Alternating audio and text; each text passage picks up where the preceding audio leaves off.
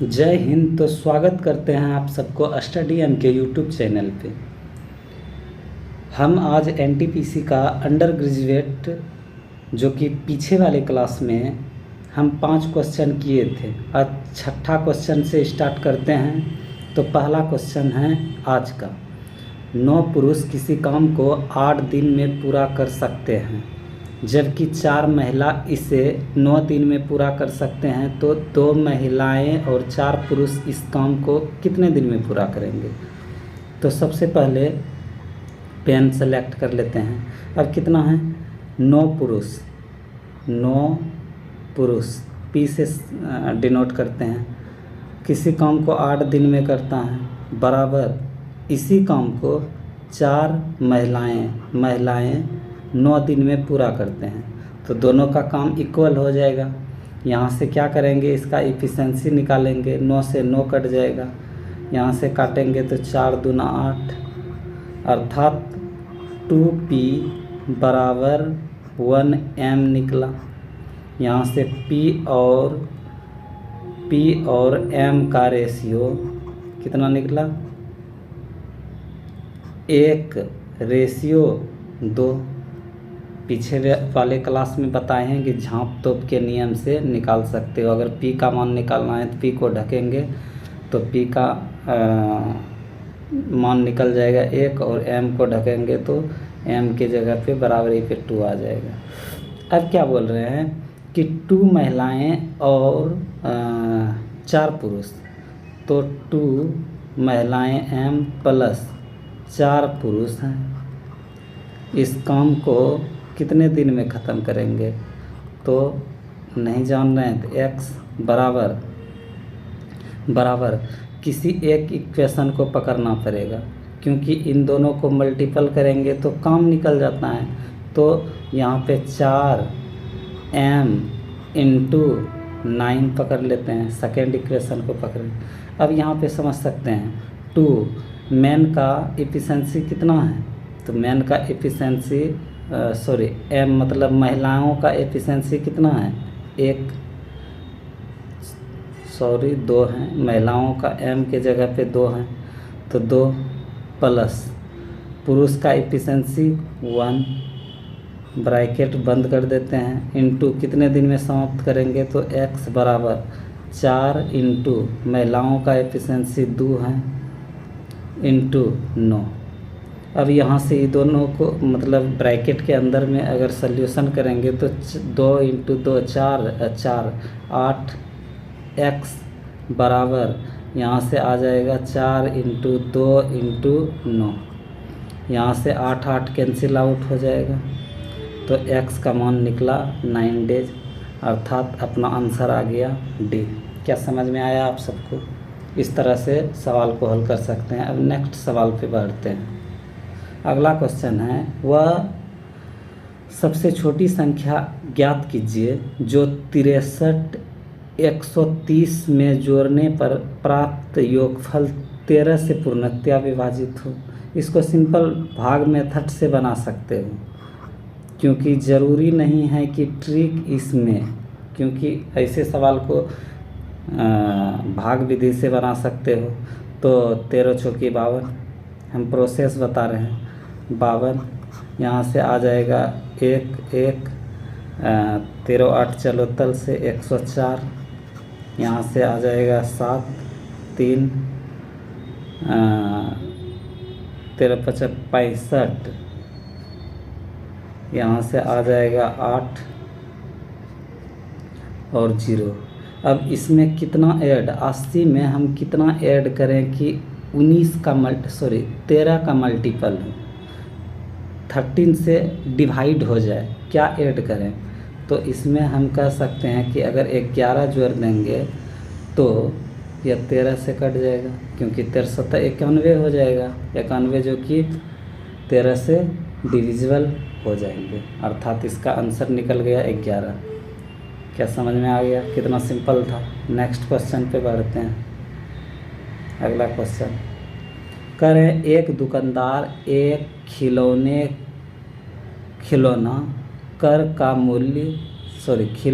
Car है, car का मूल्य 850 अंकित किया गया। तो खिलौना कार एक है, इसका प्राइस कितना अंकित किया गया, MRP कितना फिक्स किया गया, MRP 850।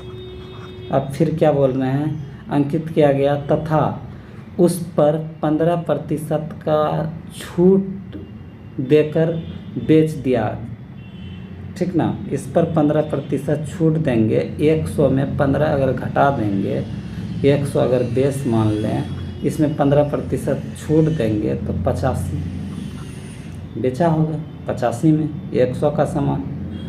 उसके बाद फिर क्या कर रहे हैं, बराबर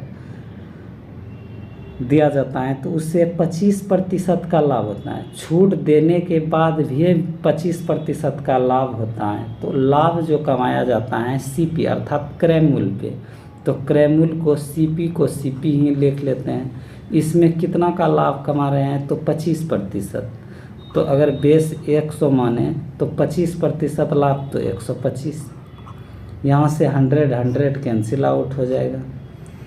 यहाँ से अगर काटेंगे तो 70 50 85, और यहाँ से 25 5 100 और यहाँ से अगर 5 से डिवाइड करेंगे तो ऐसा आएगा, यहाँ से 5 आएगा, यहाँ से फिर 5 से काट देंगे तो यहाँ से आ जाएगा 5 तिया 15 और 5 चौके 20 34।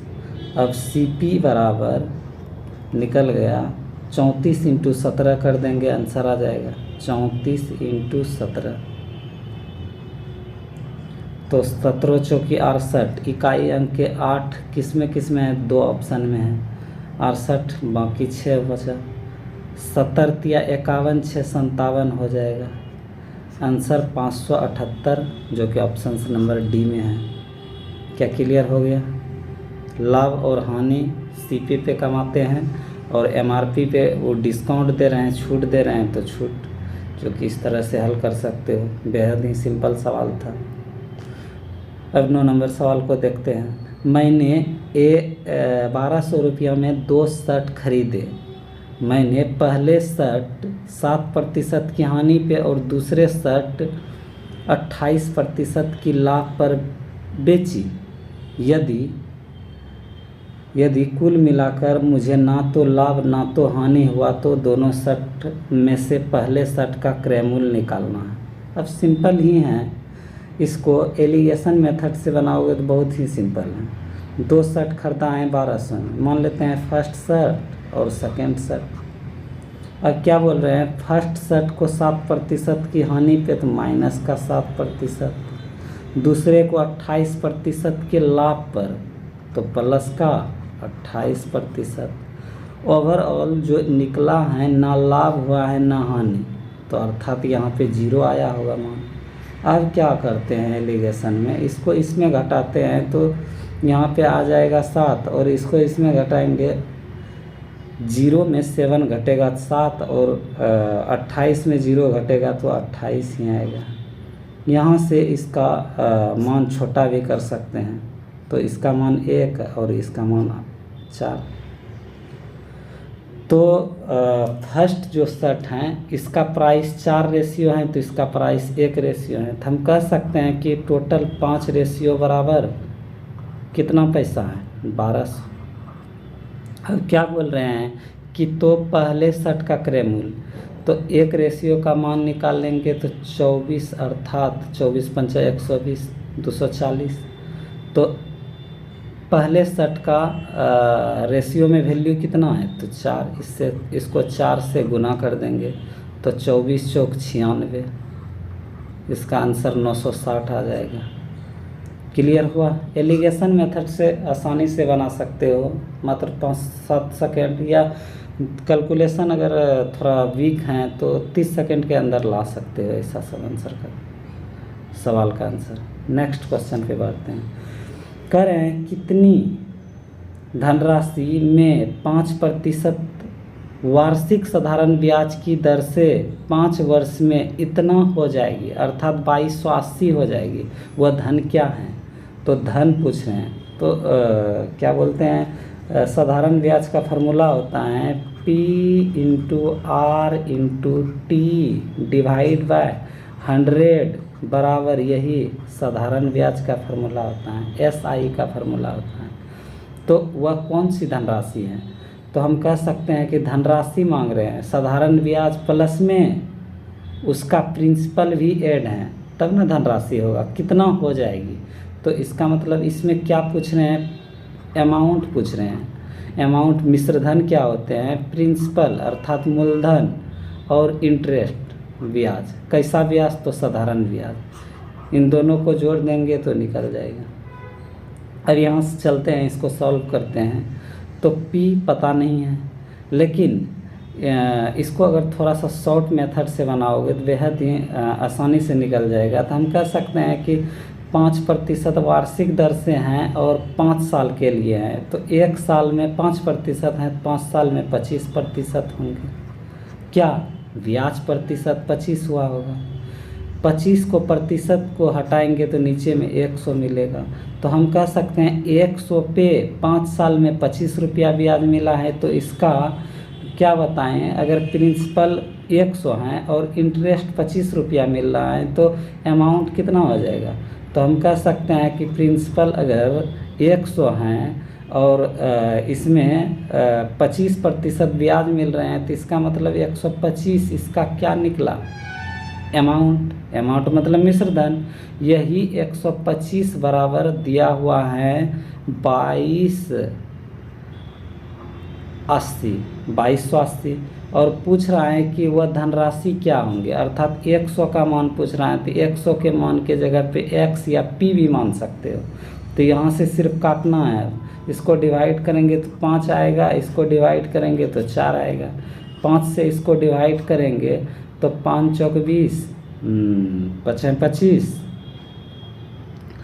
और 6 पंच 30। अब मल्टीपल कर देंगे क्रॉस तो x का मान निकल जाएगा 4 गुने 456।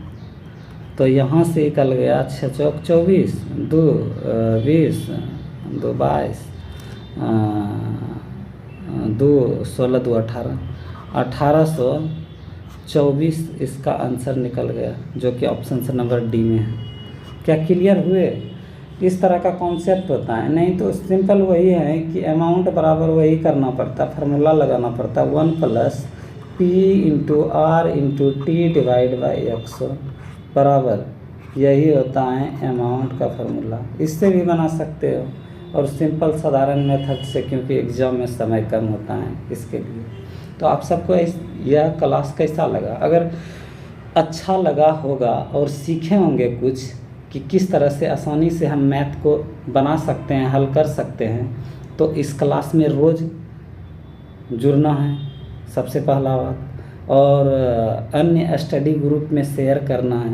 प्लस में जो नज़दीकी क्लोजली स्टूडेंट हैं उसको भी यह क्लास शेयर करें, लाइक करें, और किस टॉपिक पे वीडियो बनाना है थोड़ा सा वो कमेंट कर दें, जो कि मैं उस टॉपिक पे वीडियो लाऊंगा, ठीक ना।